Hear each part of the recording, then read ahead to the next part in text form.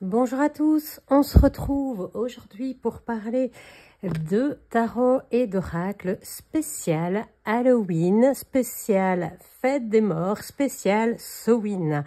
C'est le moment, on est à une semaine de la fête d'Halloween, alors on va découvrir ensemble quelques jeux qui sont juste magnifiques et dans l'esprit du moment.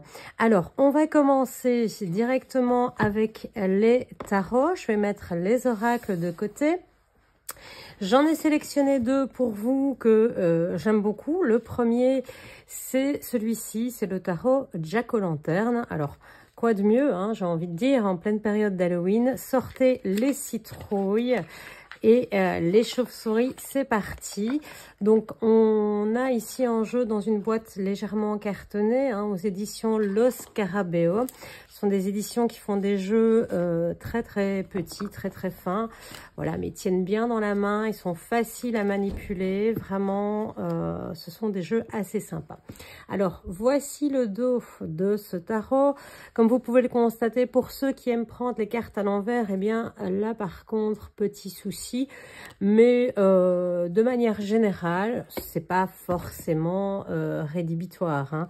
On va avoir en jeu qu'on va utiliser peut-être avec ces positions plutôt qu'avec le fait de prendre des cartes renversées.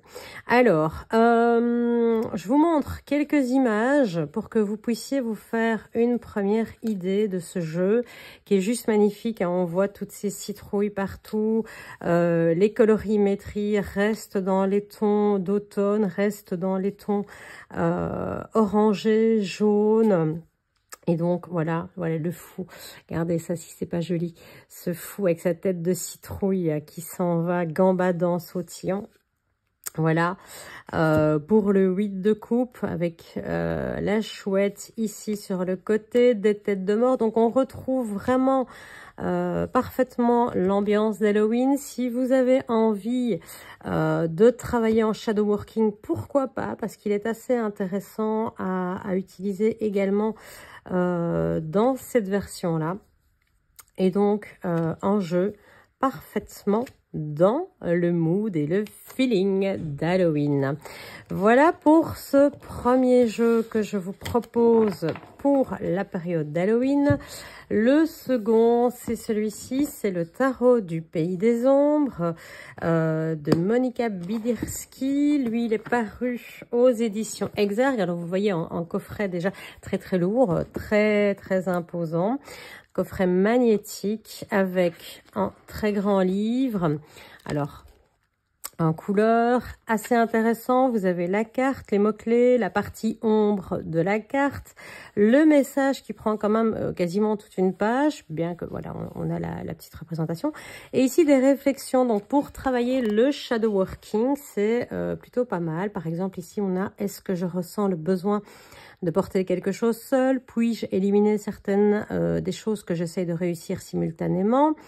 Est-ce que je fais trop de choses au travail pour accomplir efficacement toutes mes tâches? Où émerge, selon moi, le plus grand fardeau de ma vie? Comment puis-je réduire les pressions actuelles de ma vie? Alors, bien entendu, on a la version petit monstre qui va coller avec le thème Halloween, mais également la partie introspection qui va nous permettre de travailler le shadow working, qui est un travail que l'on fait durant cette période où les jours sont plus sombres. Alors, je mets le grand coffret de côté et je vous montre tout ça. Alors là, on est sur des couleurs plus jaunes, jaune et noir, avec ces petits monstres, hein, vous le voyez, ce sont des dessins très très spéciaux, très spécifiques, assez différents de ce qu'on a l'habitude de voir. Moi, j'aime beaucoup cet univers, je trouve qu'il est assez particulier, mais il est très attendrissant et très attachant à la fois parce que ces monstres ont quelque chose de spécial. Oui, voilà, moi j'aime par exemple, voilà, celle-ci, c'est typiquement une de celles que j'aime beaucoup. 7 de coupe avec tous les choix, la petite sorcière ici avec ses cheveux un petit peu mouillés, on dirait, son petit animal, hein, son familier ici qu'on voit là, qui est une petite araignée. Ben, même les araignées, elles sont mignonnes. Pourtant, Dieu sait que je suis pas fan des araignées de manière générale. Mais bon, en voilà encore deux. hein, celles du 4 de bâton qui sont en train de tisser l'étoile de leur foyer, de construire ensemble. Reine d'épée, ça me fait penser dans la famille Adams, le cousin machin. Donc voilà encore un jeu qui, dans le mood Halloween, va plutôt pas mal fonctionner. Hein. Ici, on a le 2 d'épée avec ses ailes de chauve-souris, 10 de denier. Voilà, j'essaie de vous montrer un petit peu, voilà, le monde. On retrouve bien entendu le code malgré tout hein, des cartes, même si il est complètement revisité dans un esprit complètement différent. Voilà, la tour ou la maison Dieu, ça dépend un petit peu. On voit clairement hein, cette tour qui s'effondre, la chute du personnage. Mais voilà, un jeu que vous pouvez utiliser durant cette période. Voilà, la force, j'aime beaucoup aussi, je trouve qu'elle est... Elle est super intéressante.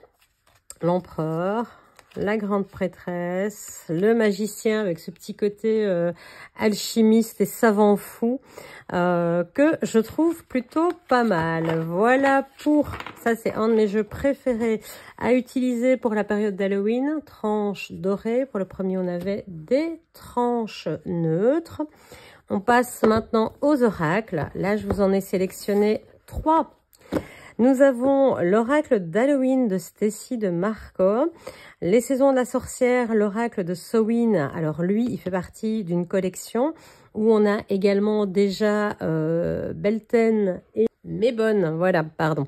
Est prévu dans quelques jours la sortie de l'oracle de Yule, toujours dans la collection Les Saisons de la Sorcière. Et enfin, Santa Muerte Oracle, que je trouve plutôt pas mal, qui est vraiment dans l'idée du jour des morts, en tout cas la culture plutôt mexicaine. On va voir ça chacun à leur tour. Alors, on va commencer par l'oracle d'Halloween. N'hésitez pas à suivre la chaîne hein, parce que ici je vous réserve un tirage spécial Halloween pour le jour d'Halloween évidemment qui est déjà tourné. Vous allez pouvoir découvrir un petit message spécial avec cet oracle pour ce jour-là. Je vous montre le petit livret en noir et blanc, pas mal d'informations. On a une petite phrase clé, on a une petite histoire sur la carte, sur ce qu'elle représente, et puis on a un message. Que signifie la carte? Quel est le message qu'elle a à nous enseigner? Et ainsi de suite, donc livret en noir et blanc. Pas de petits pochons ici, des grandes cartes, un peu plus grandes, hein, vous voyez par rapport à ma main. Alors regardez-moi ce dos. Ces petites chauves-souris, les balais, les chapeaux de sorcière, les chaudrons, les citrouilles, les chats gris ici évidemment sur fond noir. Eh bien, on est en plein dans le mood Halloween là clairement. Hein. Tranches dorées et puis de très très jolies cartes qui vont aller dans cet esprit. Les ancêtres, hein, totalement dans la période Halloween où on honore ses ancêtres, période de la Toussaint, période du jour des morts où c'est la grande fête au Mexique. Un bonbon ou un sort, là on est vraiment typiquement dans le côté un peu plus américain et on passe comme ça dans pas mal de cultures. L'amour éternel avec ces deux squelettes unis à jamais dans la mort et le petit cœur, la grenade, les enfers, hein, Perséphone. Donc on a aussi une petite idée de mythologie qui s'inscrit ici de manière très discrète. La lampe, l'araignée, alors pour ceux qui aiment, le crâne des étoiles, la dame de la mort, l'aube. Alors je vous en montre quelques-unes. Hein. Ici c'est vraiment pour vous faire une présentation des jeux de saison de la semaine. Jack à la lanterne, le fameux Jack aux lanternes hein, dont on parle tout le temps cette semaine. L'invisibilité avec la cape. Le vampire, le chat noir. Magnifique, hein, ce petit chat, regardez-moi ça, avec les yeux, le fond comme ça brumeux, assis sur ses grimoires. Je trouve ces cartes superbes, vraiment. Comme d'habitude, Stacy de Marco, c'est un nom qui est assez connu dans le domaine des oracles, pardon, et qui fait toujours de très, très, très, très jolies choses. Donc, je vous remonte le coffret. L'oracle d'Halloween qui est paru, lui, aux éditions Contredire, donc groupe Trait Daniel. Voilà, je vous montre un petit peu le dos du coffret. Un oracle à utiliser cette semaine tout particulièrement. Alors, je le pose sur le côté.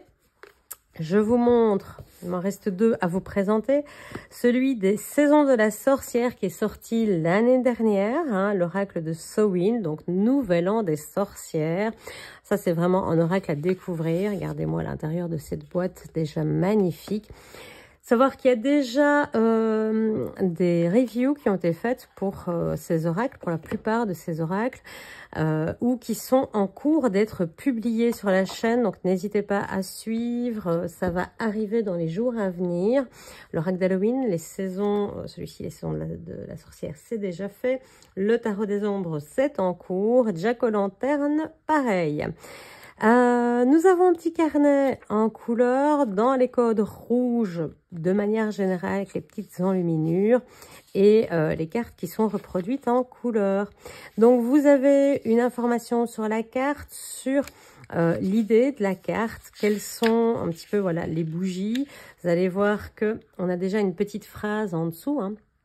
Une petite affirmation que l'on va retrouver ici avec les mots-clés également. Et puis, on va nous expliquer la carte, on va nous expliquer l'illustration ici. Et on va nous donner un message. Alors ici, on peut également tirer les cartes à l'envers. On le voit, la carte peut être tirée dans les 2 sens, exactement comme en tarot, il n'y a aucun problème. Et nous avons le message de la carte renversée. Comme la carte, eh bien ici dans le livret que j'ai choisi, c'était la carte des bougies. L'auteur rajoute les correspondances des couleurs des bougies avec le blanc, le noir, le rouge, l'orange, le jaune, le vert, le bleu, le violet, l'argent, l'or, le rose et le marron. Donc pas mal d'informations à ce niveau-là. On a pas mal de rappels et de notions de tout ce qui concerne la magie et la sorcellerie, pardon, la roue de l'année et plus spécifiquement le sabbat de Samhain, le nouvel an des sorcières, je le rappelle. Et donc voilà pour le livret. Je vous montre quelques cartes. Alors déjà, regardez-moi cette tranche rouge, très très jolie. Comme souvent les tranches colorées dans des tons comme ça très très forts ont tendance à très vite s'abîmer. Hein. J'utilise pas souvent, mais il y a déjà quelques petits coups. Mais bon, voilà, ça c'est un peu inhérent à ces tranches-là. Ça donne un petit plus au jeu. Mais voilà, il faut savoir que ces tranches peuvent s'abîmer un peu plus souvent. Voilà, par exemple, nous avons ici la renaissance autour de ce feu de joie. Et par exemple, ici, vous voyez, carte 31, je vous lis, la mort est en tout ce qui s'éveille, ni bonheur ni douleur, c'est une ascension aux flammes ressuscitées. Voilà, vous avez cette petite affirmation qui accompagne la carte, l'accueil des ténèbres. Alors là, on est en plein dedans, hein. C'est la période sombre, donc on est vraiment dedans, la séduction, la malice, j'adore. On dirait un film, Les Ensorceleuses que j'ai vu, ça me rappelle un petit peu ça, ce petit manoir avec toutes les petites sorcières à l'intérieur. Le reflet, donc ça c'est la carte qui a servi à faire le coffret. Et le reflet, ben, que nous dit-il? Il dit « Gare aux choses que tu penses voir les yeux fermés, elles sont les miroirs de la folie, des vérités proférées par une langue en sang. » Voilà un petit peu. Alors, on a des cartes assez sombres, hein, mais c'est la période aussi qui veut ça. On a, voilà, encore une, hein, le chagrin. Je vais essayer de voir pour vous en trouver. Les aînés. Donc, il y a la sagesse hein, qui vient avec les apprentissages, la divination. Donc là, on est dans quelque chose d'un peu moins sombre. L'arrivée de l'hiver, la sorcière, les pommes, la protection, la grenouille. Et donc, on n'a pas que des cartes qui annoncent des choses un peu négatives. Elles vont nous permettre de nous aider à creuser, de passer cette période. Elles vont nous proposer des petites choses sympathiques. Potions et sortilèges, entre autres. Hein, le voyage qui commence, la lune noire. Que nous apporte la lune noire? Il y a des informations d'ailleurs sur les lunes également dans ce livret. Le cimetière, alors la carte, moi je l'ai eu dans un tirage, je m'attendais à ce que ce soit plus négatif, à ce que ce soit vraiment des ruptures très très tranchées. Et finalement, il y a quand même toujours une notion positive et une notion d'avancement. Que faire pour s'aider? Voilà, la carte de la bougie qu'on a eue dans le livret, la voici. Et donc, voilà, l'hôtel. Il y a toujours un peu une dualité, hein. C'est pour ça aussi qu'on nous met une lecture de la carte à l'endroit et une carte à l'envers. C'est parce qu'il y a toujours un message qui va dans le bon sens, qui nous apprend quelque chose, qui nous permet d'avancer. Et puis, il y a les messages qui nous permettent de creuser et d'aller chercher ce qui fait mal. C'est le principe du shadow working, c'est le principe aussi de l'introspection. C'est ce qui nous permet d'avancer sur notre chemin. Voilà. Alors, dernier oracle que je vous propose pour cette semaine d'Halloween, Santa Muerte. Alors, celui-ci, je vous mettrai une petite vignette avec en dos parce que il a une spécificité. Regardez, le dos ici, peut-être que vous allez comprendre tout de suite. Le dos ici, il n'y a pas de dos qui sont identiques. Et puis, peut-être l'aurez-vous compris déjà. Hein, il y a des petites notions qu'on repère tout de suite. Enfin, moi, voilà, quand j'ai vu le dos, je me fais, oh là, il y a quelque chose, c'est un puzzle. On nous montre ici des petites informations. Donc, j'ai refait le puzzle, je l'ai mis à l'envers, j'ai pris une photo et je vous montrerai en fait ce que ça donne. Alors, Santa Muerte, c'est un coffret assez récent, au prix de 23,90 €, 32 cartes. Voici un petit peu pour l'idée des premières images.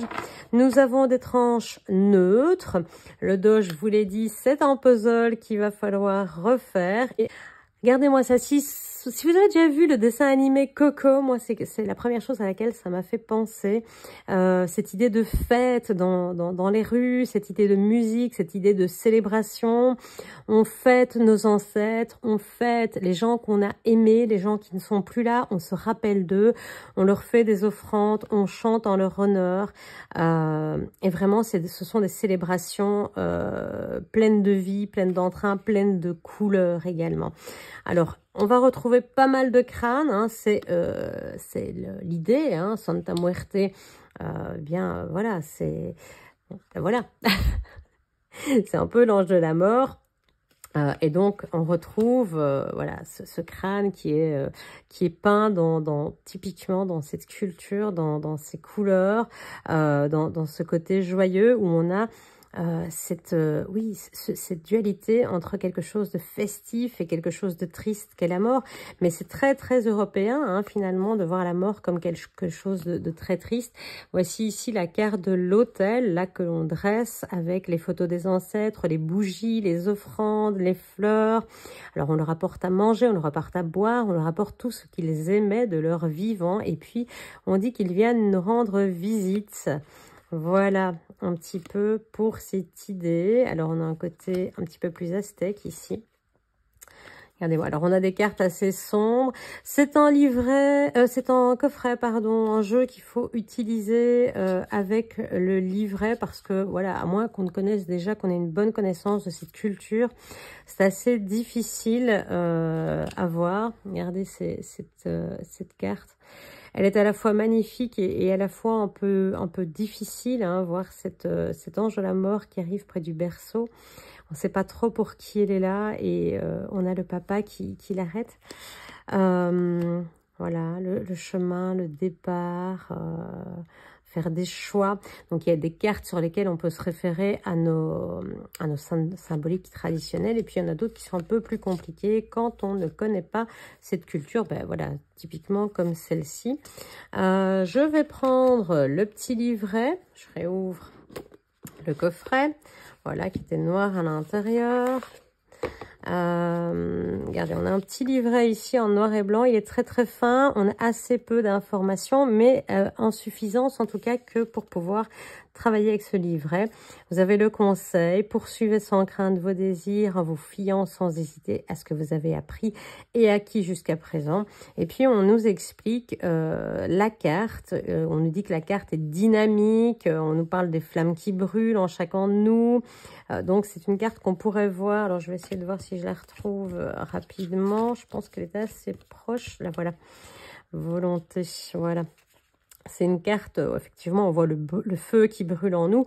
Quand on la voyait, moi j'avais une petite idée de diable, hein, en vrai.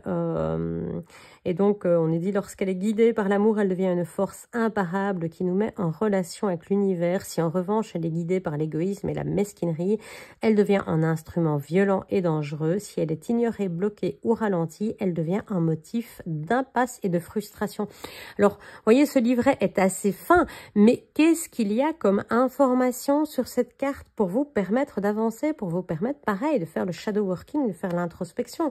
On vous parle de sa partie positive, on vous parle de sa partie négative, et on parle également de la partie entre les deux, celle qui bloque, c'est celle où on n'avance plus, on n'est ni dans l'une ni dans l'autre, on est au milieu, et on vous pose des questions pour vous permettre d'avancer.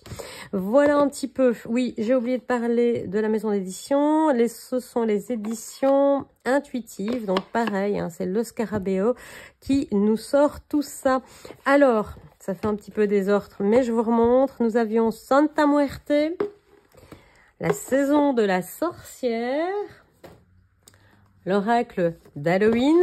Ça, c'était pour nos oracles. Et puis, nous avions le tarot du Pays des Ombres. Je vais essayer qu'il tienne. Et enfin, le tarot Jack-o'-lanterne. J'espère que cette petite vidéo vous aura plu et vous aura permis de vous faire une petite idée des jeux dans le thème d'Halloween. Vous aura donné envie également de les découvrir. N'hésitez pas à suivre la chaîne et à découvrir les reviews qui seront consacrés ou qui sont déjà sur la chaîne, qui sont déjà publiés, donc comme celui-ci entre autres, pour découvrir plus amplement ces jeux, puisque nous sommes là vraiment pour faire une présentation de saison et non pas une review complète du jeu. Voilà, on se dit à très bientôt. Pensez bien à vous abonner à la chaîne. Si vous activez les notifications, vous pourrez être tenu informé de chaque sortie, des reviews et des unboxings. Et puis, n'hésitez pas à aller visiter le webshop www.lunanera.be. Merci pour votre écoute, merci pour votre patience et on se dit à très bientôt. Ciao!